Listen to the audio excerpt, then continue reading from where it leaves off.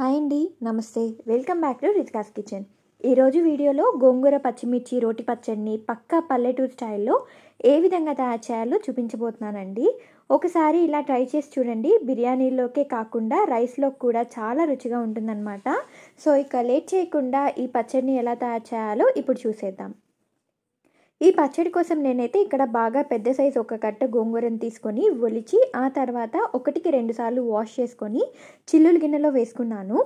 Next ఇప్పుడు stove వెలిగించి pan పెట్టుకొని అందులో 1 టేబుల్ స్పూన్ ఆయిల్, అలాగే బాగా ఘాటు ఉండే పచ్చిమిర్చిని క్లీన్ చేసి ఒక 12 వరకు వేసుకోవాలి.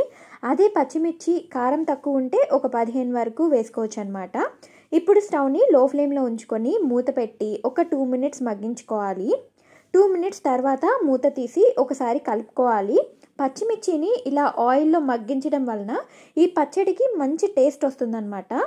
నెక్స్ట్ ఇప్పుడు మనం ముందుగా క్లీన్ చేసినటువంటి గోంగూరను వేసి అలాగే ఒక 100 ml వరకు వాటర్ పోసుకొని ఒకసారి బాగా కలుపుకొని స్టవ్ని మీడియం ఫ్లేమ్లో ఉంచుకొని మూత పెట్టి కొంచెం సేపు మగ్గించుకుందాం. కొంచెం సేపు మగ్గించిన తర్వాత మూత తీసి ఒకసారి బాగా కలుపుకొని మళ్ళీ కొంచెం సేపు ఈ వాటర్ అన్నీ తగ్గే వరకు ఉడికించుకుందాం. ఇలా కలుపుకుంటూ ఉడికించుకోవడం వలన గోంగూర చక్కగా అంత ఈవెన్గా ఉడుకుతుందనమాట. ఫైనల్గా ఇప్పుడు చూసారా మన గోంగూర చక్కగా ఉడికిపోయింది కదా. అలాగే పచ్చడి కన్సిస్టెన్సీ అనేది మరీ లూజ్గాను కాకుండా మరీ గట్టిగాను కాకుండా ఈ విధంగా ఉడికించి స్టవ్ ఆపేస్తే సరిపోతుంది. నెక్స్ట్ ఇప్పుడు ఇందులో నుండి పచ్చిమిర్చిని సపరేట్ చేసుకొని క్లీన్ చేసినటువంటి రోట్లో ముందుగా పచ్చిమిర్చిని ఆ తర్వాత తగినంత కల్లుప్పు వేసి దంచుకోవాలి. రోల్ అవైలబుల్గా లేని వాళ్ళు ఇదే విధంగా మిక్సీలో మెత్తగా వేసుకోకుండా పల్స్లో 2-3 సార్లు తిప్పుకుంటే సరిపోతుంది.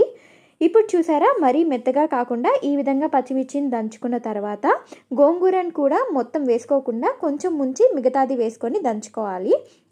ఎందుకంటే మొత్తం ఒకేసారి వేస్తే ఒక్కొక్కసారి కారం తగ్గి పులుపు ఎక్కువ అవుతుందన్నమాట.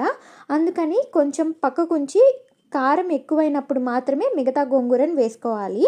చూసారా మరీ మెత్తగా కాకుండా ఈ విధంగా దంచిన తర్వాత కొన్ని ఉల్లిపాయ ముక్కలు వేసి దంచుకోవాలి. చివరిగా ఒకసారి సాల్ట్ చెక్ చేసుకుందాం. నాకైతే కొంచెం సాల్ట్ తగ్గింది, అందుకే కొంచెం సాల్ట్ వేసి దంచితే మన నోరూరించే గోంగూర పచ్చడి రెడీ. ఒకసారి మీరు కూడా ఇదే విధంగా చేసి చూడండి. ఫస్ట్ టైం చేసినా కానీ చాలా బాగా వస్తుంది. అంతేనండి. ఈ వీడియో కానీ మీకు నచ్చినట్లయితే లైక్ చేసి షేర్ చేసి అలాగే మా ఛానల్ని సబ్స్క్రైబ్ చేసుకోండి. Thank you so much for watching.